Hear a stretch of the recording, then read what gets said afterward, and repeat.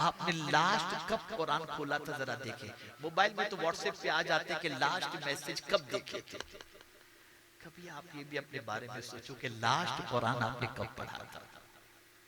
सोचो आप कब पढ़ा था आपने कुरान। हजरत की जितनी उम्र है, इस उम्र के एक शख्स से एक नौजवान मनचले ने पूछा, हजरत आपके दौर में तो ये यूट्यूब भी नहीं था, इंटरनेट भी नहीं था, मोबाइल भी नहीं था, तो आप उस दौर में कैसे जीते थे? आप उस दौर में कैसे जीते थे?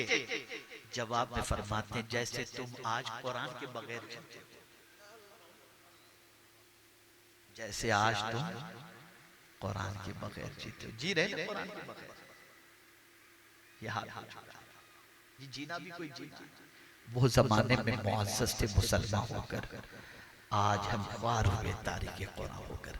सब पढ़ रहे हो, सबके मैसेज पढ़ रहे हो, कभी अल्लाह का मैसेज, अल्लाह की किताब पढ़ने की तौफीक या सआदत या मौका नसीब नहीं होता। अर्ज ये कर रहा था हुजूर सल्लल्लाहु अलैहि वसल्लम के रुखे ज़ैबा की बात। अल्लाह अकबर। आप जरा सोचो, जब इश्क सच्चा हो तो आदमी किसी और की मोहब्बत में या किसी और के दीदार के अंदर तड़पता नहीं है।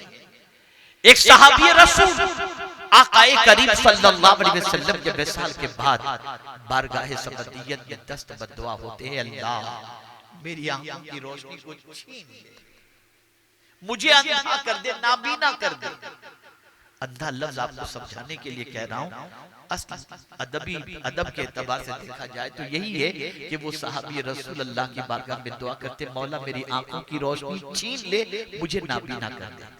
दुनिया में लोग आंखों की रोशनी की भीख मांगते हैं, ऐ सहाबी तेरी अज़मत पर कुर्बान, नाबीना होने की क्यों दुआ कर रहे हो? किसी पूछने वाले ने पूछा, हुजूर ये तो बताएं आप नाबीना होने की दुआ कर रहे हैं, आंख कितनी अजीम दौलत है, आंखों का नूर कितना अजीम है। जवाब में इरशाद फरमाते हैं, क्या बताऊं जिन आंखों से हुजूर को देखा है, अब हुजूर के विसाल के बाद किसी को देखने की तबीयत नहीं चाहती। अब चाहता हूं कि ये हुस्न और ये जलवा मेरी आंखों में ऐसा समाया रहे कि फिर मैं किसी को देखूं नहीं। इसीलिए मेरे पीरो मुर्शिद शेख तरीकत कहते हैं, कुछ ऐसा कर दे मेरे किरदगार आंखों में, हमेशा नक्श रहे रूए यार आंखों में। ऐ रसूल आजम सल्लल्लाहु तआला अलैहि वसल्लम के दीवानों, सहाबा की तड़प देखो, उनको क्या तड़प थी, उनकी क्या पोजीशन थी। हजरत सौबान रदियल्लाहु मौला तबारक व तआला अन्हु बेचैन थे, मगमूम चेहरे को लेकर बारगाहे रसूल सल्लल्लाहु अलैहि वसल्लम में हाजिर हुए। उतरे हुए चेहरे को देखकर पैगंबर रहमत सल्लल्लाहु अलैहि वसल्लम ने फरमाया, सौबान क्या बात है, आज तेरा चेहरा उतरा हुआ है, क्या घर में कोई बात हो गई, तबीयत खराब है? अल्लाह अकबर। जवाब में हजरत सौबान कहते हैं, आका तबीयत भी ठीक है, घर पर भी कोई मसला नहीं हुआ, बस एक चीज ने मुझे रुला दिया है, गमगीन कर दिया है, बेचैन कर दिया है। सौबान बता तो सही, क्या चीज तुझे बेचैन कर रही है? जवाब में अर्ज करते हैं, हुजूर यहाँ एक दिन आपका चेहरा न देखूं तो ताब नहीं ला सकता, बेचैन हो जाता हूँ, बेताब हो जाता हूँ, बेकरार हो जाता हूँ। बस एक ख्याल आ गया जिसकी वजह से चेहरा उतर गया। सौबान वो ख्याल क्या है? अर्ज करते हैं, हुजूर कल बरोज़े क़यामत आप कहाँ होंगे और हम कहाँ होंगे? अगर वहां आपका दीदार नसीब न हुआ तो जन्नत में कैसे रहे? बस गुलाम की इस तड़प पर रब को प्यार आ गया और आयत करीमा नाजिल हो गई, अनअमल्लाहु अलैहिम मिनन नबिय्यीन वस्सिद्दीकीन वश्शुहदाए वस्सालिहीन व हसुन उलाइका रफीका। आप अंदाजा लगाएं, सहाबा बेचैन होते थे हुजूर के दीदार के लिए, सहाबा बेकरार होते थे हुजूर के दीदार के लिए, और चूंकि पर्दे में मेरी माएं और बहनें बैठी हुई हैं, इसलिए उन्हें भी कहूंगा जो आज अपने मोबाइल की स्क्रीन के ऊपर हीरो की तस्वीरें रख करके उसे देखा करती हैं और पता नहीं क्या क्या सोचती हैं और क्या क्या अपने दिलो दिमाग में बसाती हैं। जरा ग़ज़वे उहद को याद करो। अल्लाह अकबर। ग़ज़वे उहद के अंदर रसूल आज़म सल्लल्लाहु अलैहि वसल्लम के दंदाने मुबारक शहीद हुए। अल्लाह अकबर। पैगंबर रहमत सल्लल्लाहु अलैहि वसल्लम के हवाले से शैतान ने यह अफवाह फैला दी कि मुस्तफा जाने रहमत सल्लल्लाहु अलैहि वसल्लम शहीद हो गए। मदीने में मौजूद एक खातून ने जब सुना, एक सहाबिया ने जब सुना, बेकरार हुई, बेचैनी के आलम में बहुत की तरफ बढ़ती हैं। और बढ़ने के बाद जो सहाबी मिले उनसे पूछती हैं हुजूर कैसे हैं? तो सहाबी जवाब में फरमाते हैं तुम्हारे वालिद शहीद हो गए। कहा इन्ना लिल्लाहि व इन्ना इलैहि राजिऊन। फिर आगे बढ़ती हैं, एक सहाबी और मिलते हैं, उनसे पूछते हैं हुजूर कैसे हैं? उस सहाबिया को जवाब में कहा जाता है तेरे शौहर शहीद हो गए। कहा इन्ना लिल्लाहि व इन्ना इलैहि राजिऊन। फिर आगे बढ़ती हैं, एक सहाबी मिले, उनसे पूछती हैं हुजूर कैसे हैं? कहा तेरा भाई शहीद हो गया। कहा इन्ना लिल्लाहि व इन्ना इलैहि राजिऊन। फिर आगे बढ़ती हैं, एक सहाबी मिलते हैं, उनसे पूछती हैं सरकार कैसे हैं? उन्होंने जवाब में कहा तेरा बेटा शहीद हो गया। कहती हैं इन्ना लिल्लाहि व इन्ना इलैहि राजिऊन। फिर थोड़े आगे बढ़ती हैं, एक सहाबी से पूछती हैं हुजूर कैसे हैं? जवाब में कहा जाता है हुजूर सलामत हैं।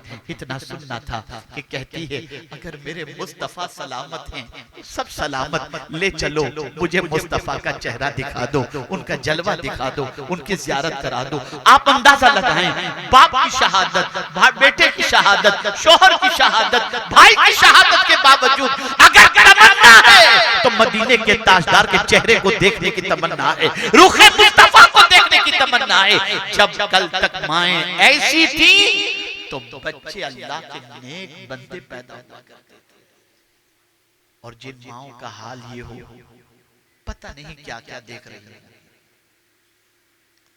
और क्या क्या देखती है, मुझे कुछ कहने की जरूरत नहीं। एक काफिला मदीने के लिए निकला, मदीने की सरहद पर पहुंचा, रुका, कयाम किया। आका करीम सल्लल्लाहु अलैहि वसल्लम को इत्तला दी गई एक काफिला आया हुआ है, मदीने के बाहर रुका हुआ है। रसूल आज़म सल्लल्लाहु अलैहि वसल्लम तशरीफ ले गए और वहां पहुंचने के बाद उन लोगों से मिले। उनको नहीं मालूम था कि ये कौन है। मुलाकात हुई, आका करीम सल्लल्लाहु अलैहि वसल्लम ने एक ऊंट देखा जो हुजूर को बहुत पसंद आया। सरकार ने पूछा ये ऊंट किसका है? ऊंट वाले ने कहा मेरा है। सरकार ने फरमाया फरोख्त करोगे? उसने कहा हाँ। कितने में? सौदा हो गया, बातचीत तय हो गई। सरकार ने फरमाया इसकी कीमत तुम्हें हम कल चुका देंगे। ये कहते हुए अगर तुम इजाजत दो तो तुम्हारा ऊंट लेकर के जाऊं। सरकार को उसने इजाजत दी, हुजूर ऊंट लेकर के रवाना हो गए। और जब नजरों से ओझल हो गए तो काफिले वालों ने ऊंट बेचने वाले से पूछा क्या तू इनको जानता है जिनको तूने ऊंट दिया? नाम मालूम है उसको? कहा मैं तो नहीं जानता, नाम भी मुझे नहीं मालूम। तो काफिले वालों ने कहा अगर कल तुझे ये ऊंट की कीमत नहीं दिए तो? कहा यार बात तुम्हारी सही है। एक खातून उस काफिले में जो मौजूद थी खड़ी हो जाती है और कहती है अगर वो कल कीमत नहीं चुकाएंगे तो मैं चुकाऊंगा। खातून से पूछा गया क्या तुम पहचानती हो? कहा नहीं पहचानती तो नहीं, आज पहली बार तो देखी हूं। कहा फिर जमानत क्यों ले रही हो? कहा मैंने चेहरा देखा है और चेहरा बता रहा था कि वो सच्चे का चेहरा है, वो सच्चे। ये तड़प थी, ये हाल था। मुसलमानों होश के नाखून लो, बहुत कुछ तबाह हो चुका, बहुत कुछ गंवा चुके, बहुत कुछ बर्बाद कर चुके। मुझे तो बसा औकात हैरत होती है कि अब तो नमाज कज़ा करना भी लोगों के लिए इतना हल्का हो गया कि मुझे हैरत होती है कि जैसे नमाज कज़ा करना इसको कोई गुनाह समझते ही नहीं। जिस अमल के बारे में मदीने के ताजदार सल्लल्लाहु अलैहि वसल्लम फरमाते हैं मेरी आंखों की ठंडक नमाज में है। अरे यार तुम अगर हुजूर की आंखों को ठंडक नहीं पहुंचाओगे तो तुम्हारे कलेजे को ठंडक कहां से पहुंचेगी? कहां से? ये कैसा इश्क है, ये कैसी मोहब्बत है कि अपने नबी के लिए नींद भी कुर्बान नहीं कर सकते। बीवी शोहर से कहती है उठाना नहीं, शोहर बीवी से कहता है उठाना नहीं। बड़ी मादरत के साथ अब्दुल कादिर भाई से आज मेरी पहली मुलाकात है। मैं इनसे गुजारिश करूंगा और मेरे जितने भी उलमा, मेरे सर के ताज जो यहाँ पर बैठे, खुदा के लिए जलसों को 12-1 बजे खत्म करो, फजर की नमाज न छूटे। कोई फायदा नहीं, यकीन माने कोई फायदा नहीं। पूछा ही नहीं जाएगा कयामत में जलसे में गए थे कि नहीं गए थे, नमाज के बारे में पूछा जाए। अरे यार आला हजरत को देखो, इमाम इश्क को मोहब्बत, अल्लाह अकबर, जमात की पाबंदी का इतना ख्याल कि बीमारी का आलम है और मस्जिद तक नहीं पहुंच सकते तो कुर्सी पर बैठकर लोगों के सहारे मस्जिद तक पहुंचते हैं। तो कहा गया हुजूर घर में भी पढ़ लेते, रियायत तो है ना। कहा क्या करूं, मुझे मदीने के ताजदार याद आ गए कि जब सरकार सल्लल्लाहु अलैहि वसल्लम मर्द विसाल में थे और सख्त अलील थे तो चलना हुजूर सल्लल्लाहु अलैहि वसल्लम को थोड़ा सा दुश्वार हो रहा था, लेकिन हुजूर अपने पैर को जैसे तैसे लेते हुए मस्जिद की तरफ गए थे। तो मैं अपने नबी की सुन्नत पर अमल करना चाहता हूँ। ये मैं इजाजत नहीं देता कि आप घर में पढ़ो, मस्जिद में नहीं पढ़ सकते, लेकिन इतना जरूर कहूंगा कि नमाज पढ़ो, नमाज कज़ा खुदा के लिए कज़ा मत करो।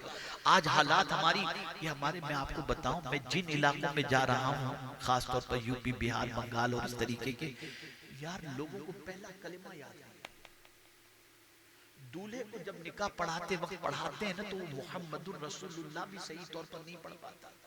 ये हाल है हमारी कौम का, और हम रात के 2 बजे 3 बजे तक जगाएं, कैसे चलेगा?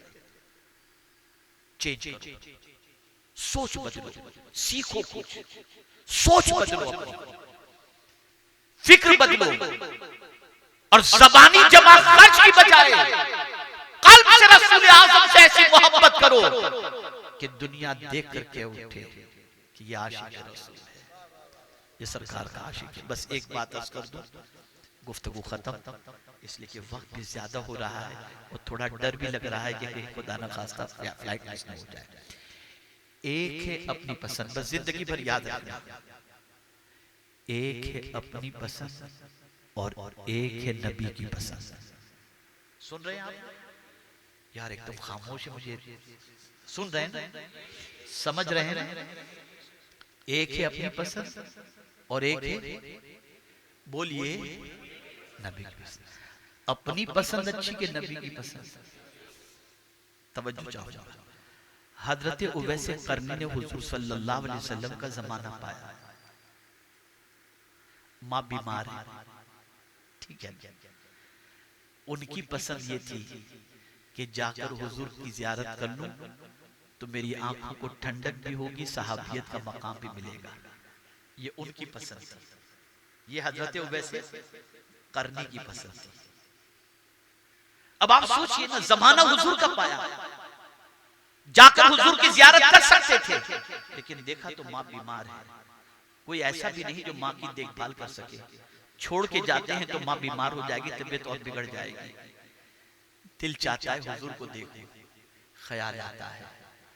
हुजूर ने फरमाया जिहाद के लिए भी अगर तुम्हारी माँ इजाजत न दे तो न जाओ, माँ की खिदमत जिहाद से भी अफजल है। बस उन्होंने सोचा मेरी पसंद हुजूर को देखना, नबी की पसंद माँ की खिदमत करना। उन्होंने अपनी पसंद को नबी की पसंद पर कुर्बान कर दिया। तो हुजूर ने फारूक आजम और मौला अली को जुब्बा देकर फरमाया जाओ, कर्म में मेरा एक आशिक रहता है, उसे ये जुब्बा दे देना और कहना मेरी उम्मत के लिए मगफिरत की दुआ करे। पता चला जब अपनी पसंद को नबी की पसंद पर कुर्बान करोगे तो कहीं भी रहोगे, मुस्तफा की दुआएं तुम्हारे साथ रहेंगी, रसूल आज़म की इनायत साथ रहेगी। अल्लाह मुझे आपको सबको तौफीक नसीब फरमाए। मैं बहुत माजरत चाहता हूँ कि वक्त आपको नहीं दे सका, और मैं इन्हीं कलिमात खैर पर अपनी गुफ्तगू को मुकम्मल करते हुए इजाजत चाहता हूँ। इस पैगाम के साथ खुदा के लिए नमाज कज़ा न करना और गंदी चीजें देखना छोड़ दो। याद रखो, बायजीद बुस्तामी अलैहि रहमा की बारगाह में एक शख्स हाजिर हुआ, कहता है सब गुनाह मुझसे छूट गए, एक गुनाह मुझसे नहीं छूटता, और वो ये है कि मैं लड़कियों को तांग झांक करता हूँ, ये गुनाह मुझसे नहीं छूटता। बायजीद बुस्तामी अलैहिर्रहमा ने फरमाया, बेटे एक नुस्खा तुझे देता हूँ, इस पर अमल कर, इंशाअल्लाह तेरा ये जो है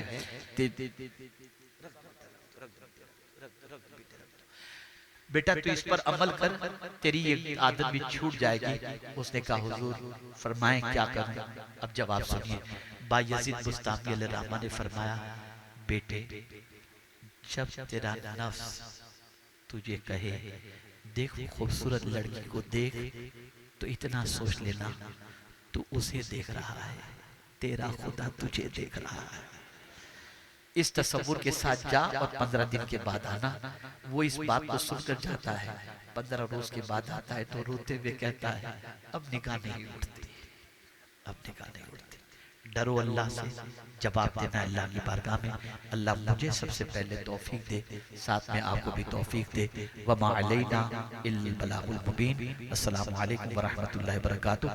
जाएं बैठे, मुझे नहीं मालूम आगे का प्रोग्राम क्या है, महफिल खराब ना करें।